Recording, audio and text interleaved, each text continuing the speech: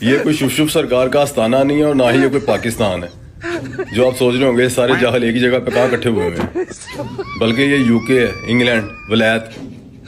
یہاں پہ بھی جاہلوں کی کوئی کمی نہیں ہے اللہ کے فضل سے۔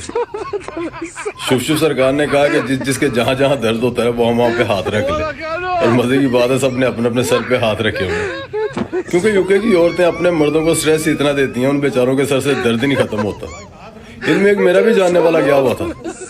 میں کہا تیرے بھی سر میں درد ہوتا ہے؟ کہتا نہیں بھا جی میں تے قبض رہندی ہے، بواسیر دی شکایت ہے، ہن میں سارے سامنے کتنے ہاتھ رکھدا۔ اگر ان سب کو کہا جائے نا آؤ آگے مغرب کی نماز پڑھ لو، حالانکہ وہ سب سے چھوٹی نماز ہوتی ہے، یقین کریں سارے پیچھے تو پیچھے نکل جان گے، کوئی بھی اگے نماز پڑھ نہیں جائے گا۔ لیکن یہ جڑا اپنی ماں بھن دے کپڑے پا کے لوگوں نو دم کر دینا شف شف کر کے، وہ دے سامنے کس طرح باقاعدگی نال کھڑے نے، ہائے ہائے۔